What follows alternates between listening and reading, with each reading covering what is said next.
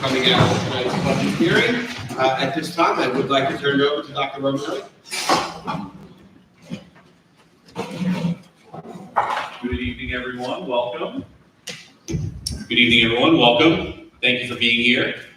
We have recently adopted our budget for the 25-26 school year, and we'll be sharing some of those highlights with you this evening. For anyone you know that was unable to attend tonight or unable to watch the live stream, we'll also be presenting this at all of our different PTA meetings over the next few weeks. So there is time to check this presentation out. Or if you like it so much, you can attend again for a second time at those meetings as well. So just to kind of frame this out, we've had two really challenging budget years the past 2 years. Last year, if you recall, some of the main items that we discussed, we talked a lot about the foundation aid formula and how there was some threats about cutting foundation aid to school districts. That was eventually reinstated. However, we are still combating increased costs in things like transportation, healthcare, just inflation itself, is a big factor with us in developing a fiscally responsible budget, when also keeping within the 2% tax cap, which the district has been committed to since its inception. Last year, as you may recall, we did look through each of our budget codes, have to make some cutbacks there. We also eliminated 19 aide positions and 5 teaching assistant positions. So there was a lot of cutting back last year and tightening that. Going into this year, we have really tried to be as proactive as possible. There have been 2 big moves that have been made. Number one is the shifting of pre-K out of the school district itself and over to South Shore Children's Center. There is some funding that you'll see tonight. We go through the budget for some of our pre-K students as well still this year, as it is a transition year. But there was a cost savings associated with that. And we also offered a teacher retirement incentive to our teachers. We had about 9 teachers, except for this coming school year, and 14 for the year after that. So that does also show us some savings there with that retirement incentive as well. So with all that being said, even with those proactive measures and the cutbacks that we put in place last year, we're still facing those items: rising transportation costs, inflation, insurance costs going up, all those different things and factors. And we're in a situation where we had a multi-million-dollar budget gap this year. We went back, looked at all of our budget codes, cut back there. We did have to take a look at some staffing as well. We are accessing positions in the district. We're accessing about 9 teaching positions. We're also consolidating 2 of our administrative positions into 1 position as well. We do believe that we're able to keep our student programs in place with these cutbacks. If you attended our December meeting this year, we talked a lot about district enrollment. And although district enrollment is down at our secondary buildings, we have seen an uptick at KN1. So we know that we're going to see that rising enrollment kind of trickle through the years. But also right now at our high school and our middle schools, high school, we're actually seeing lower enrollment than we've ever seen up there at this point in time, but we do know that it will come back up. So the real bulk of those staffing cuts do come from the high school, and that we'll see some class sizes that are slightly larger, but definitely manageable, and we're able to maintain our programs. So speaking about class sizes, we did include the elementary class size report here. I know that this is something that people do like to take a look at. The budget process is just that. It's a process. We have 4 budget hearings throughout the course of the budget process. And something that we had started with earlier in the school year, we had actually seen some larger class sizes at a couple of our buildings. We've added in a few elementary classes in this next year's report here, because we did feel that we were a little bit too tight. We had a couple of different classes in each building that were nearing that 24 number, and we did put some additional classes in place when we looked at the different buildings there.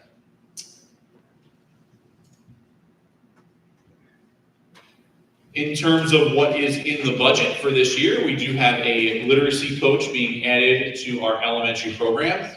Some of these items actually are not budget items, but they're real items that we're able to fund through the absorption of different positions. So by moving our pre-K program out, we do have 6 positions there that we're able to allocate in different spaces. So literacy coach is one of those. We're also reinstating 2 of our computer TAs at the elementary level. We have new career and technical education courses at our high school, mainly Welding 1, and also our IB Design Technology course. We are adding a speech pathologist in our elementary level. Really, this is to address our growing special education population and support those students there. We have an elementary literacy program that we're going to be launching next school year. We've been currently piloting a number of different programs, and we'll be launching that program into the next school year once that is finally selected. We have expanded integrated co-teaching at Beech Tree Middle School. This is something that I know the Board of Education has really felt very strongly about, and we're proud that we've been able to move in over the past 3 years. This will be the third year coming, a culmination of this. We have a 6th grade ICT section at Beech, a 7th grade ICT section at Beech, and next year we'll have an 8th grade ICT section at Beech. So the idea was that any student in the ICT program does not have to switch schools for their middle school to attend that program. They can go to their home school as well. So we're proud to be including that in the budget. We also have artificial intelligence and coding platforms for K through 12. This is, a hot topic right now. We did take a look at a lot of different programs over the course of this year. Some of them we piloted for free or low cost. To take a look at this, some of these programs are upwards of $175,000, $200,000.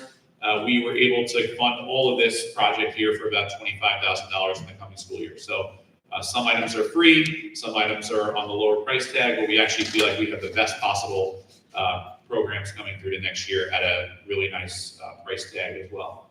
Also, I mentioned the full day universal pre-K before. We received grant funding for 213 students. You can see here the number 224. The Board of Education really had asked us to reach out to South Shore Children's Center to say, how many spots do we definitely have if we were going to max out the space over there? They said 224. So you would see inclusion here of funding for those 11 students to get us up to 224. We would be working within our grant funding allocation in future years, but as this is a transitional year, we did include funding for those additional 11 students, as we know that they can fit over at South Shore. And of course, continued professional development to meet our district goals as well. I'm going to pass it over to Mrs. Pilati, who has done a great job throughout this budget process of preparing this for us, and she'll get into some of the specific numbers with us. Thank you, Dr. Romanelli. Good evening, everyone. So when our residents go to vote on May 20th, on the ballot, they will see 2 different propositions. The first proposition is for the school budget for next year. That's the $141,439,000. The second proposition will be for the use of one of our capital reserves in a not to exceed amount of $700,000. And lastly, we will be asking our residents to elect 3 Board of Education trustee seats.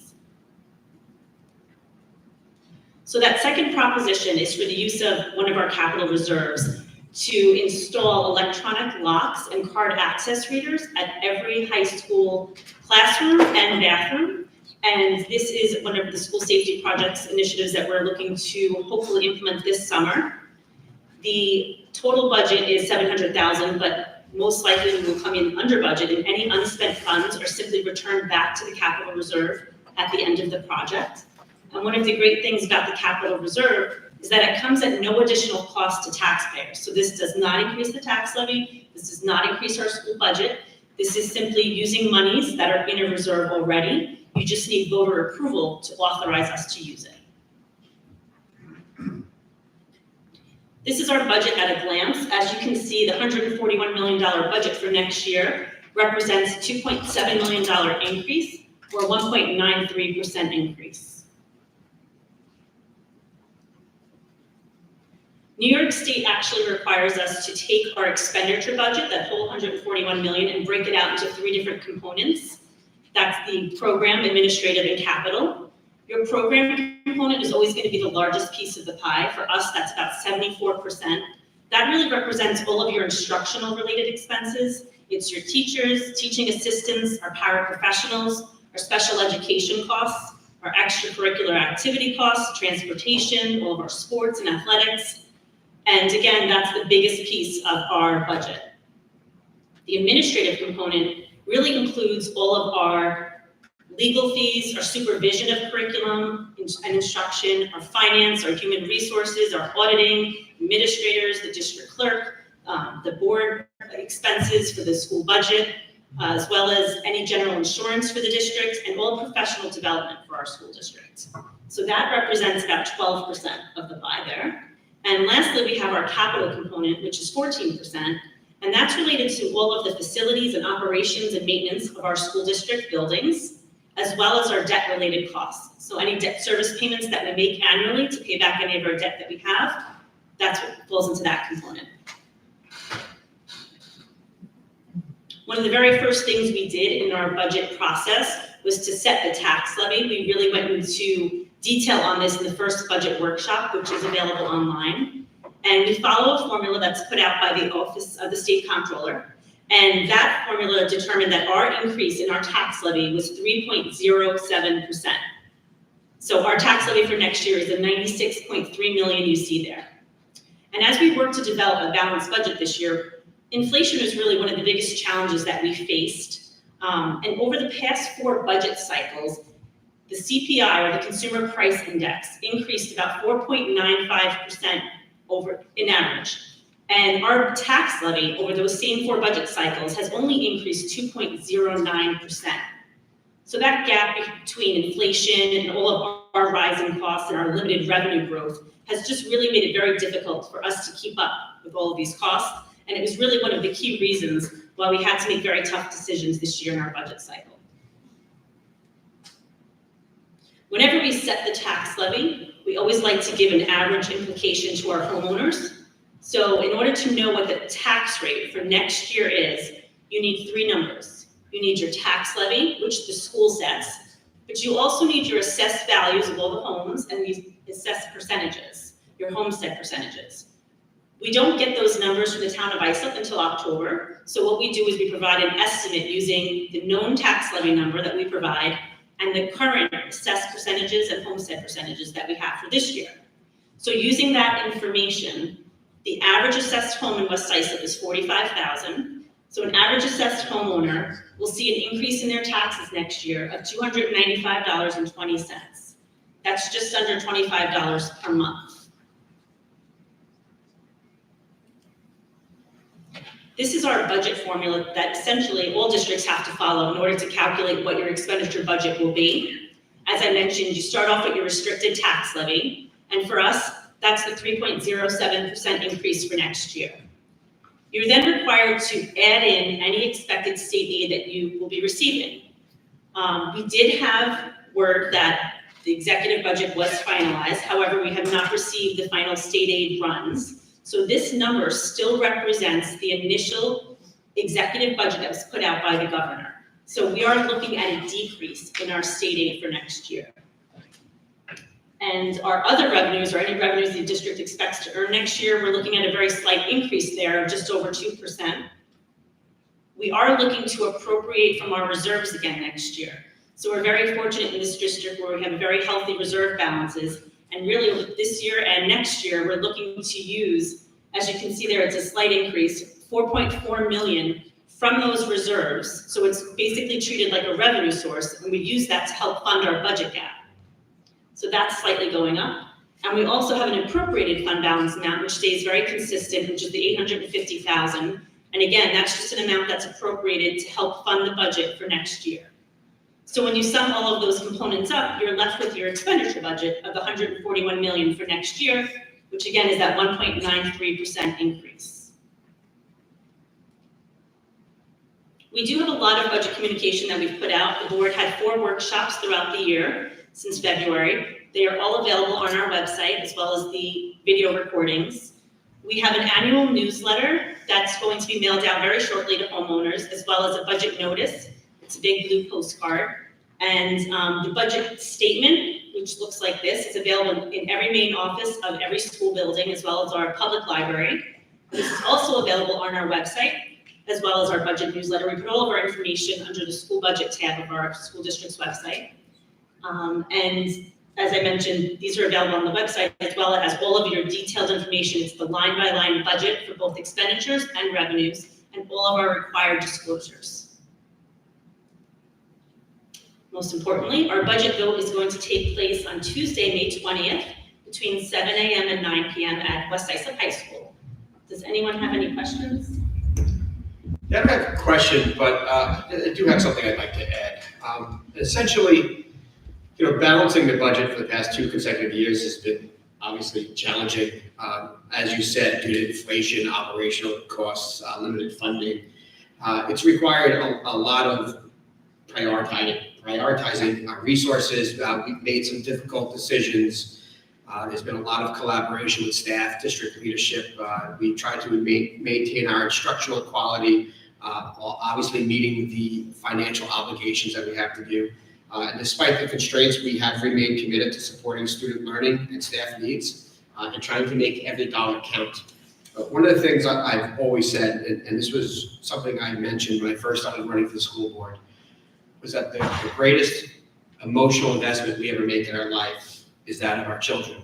And the greatest financial investment we make is our house. And the best way to protect both is by investing in our schools. And we've done that, not just fiscally, but emotionally as well. And I really just want to congratulate everyone that's up here for all the work that they've done to put into this budget season. It's been, obviously, as I mentioned, very difficult. Hopefully we get a large number of turnouts to vote for our budget and continue to make West Islip schools one of the best on Long Island. And with that, as Ms. Bellotti said, does anybody have any questions they would like to ask? I do have a question. What happens if our budget doesn't? There's options. Can I answer? Yeah, please. Okay, because I think that's important for people to know. Yes. So if the budget doesn't pass, a school district is allowed to put up the same exact budget 3 weeks later. There's a set date, I believe it's the third Tuesday in June. And you can put up the same budget, or you can do a contingent budget if that doesn't pass. So on the budget notice, which is that big blue postcard you'll be getting in the mail, there's actually a disclosure on there that says if our budget doesn't pass, we would be required to have a 0 increase in the tax levy, which in essence means we have to take out of our budget currently, I believe it's 2.8 million. I don't know the exact number, but it's on that postcard. So we would have to go back and remove things from the budget. There are things that are required to be taken out, such as all equipment, any interfund transfers to capital, which we do have. So there are a certain list of things that I would be required to take out, and then the rest would be up to the board's discretion. Would that be disclosed again, like, say if there was like, something of more teachers and things like that, like, is that disclosed in that 2.8 million, I think you said that would have to be taken out? That's not on the postcard, but that, as I mentioned, like there's a list of items that are required, and then the rest is at the discretion of the board. So it's not disclosed currently, but if we had to put our budget back up for revote, then it would be. So it would be like explaining to the public, Yes. hey, if you decide again to vote down this budget Yep. of 141 million, and we take, this is what we will have to do. So yes, we would say Yes. our sports programs are gone, our music programs are gone, a plethora of teachers are gone, and so on and so It forth. would be fully disclosed. Correct. Right. Thank you. I do have one more question about this, that 700,000 coming out, but yet the electronic locks and card access. How is that different than what we're doing now? That it's actually a cost, what are we looking to do with that? Well, right now we have a key system, a key locking system at the high school, and what we're looking to do is to have our teachers be able to access all of their classrooms and bathrooms using their badges. It's not for the students, it's for the, right, so it's for the adults, so it's better to track, it's safer. I know Mr. McCann had mentioned this once before one of our meetings. We had visited Sarah Middle School, they had just redone their whole building, and they implemented that system as well, I know. And our director of school safety has visited a couple of schools that have implemented this. I believe it's just a lot easier and safer than keeping track of different keys and who has what key and access. You can, and if there's ever a lockdown situation, we can lock everything down immediately. That makes more sense, I thought it was the students. No, If I forgot anything. No, I would emphasize more the safety part too. I mean, Absolutely. convenience, yes, but the safety part, it's pretty much every door is locked all the time. Yes. And you know, teachers don't have to worry about if there's a sub, whatnot. They're locked. And, you know, God forbid, we do have to go into lockdown and whatnot. They're locked. We don't have to worry about who has what key. And then that's why I do let the teachers get it. Right, the doors would be locked automatically in that Automatically. situation, so teachers wouldn't have to go and put themselves at risk and lock the actual door.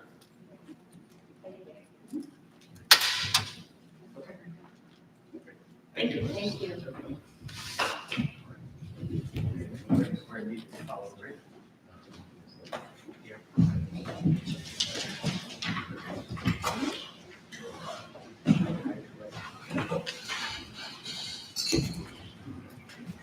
All right, we are heading off to our committee meetings. Everybody is welcome to come attend if they would like. We'll be in the Peach Street Library.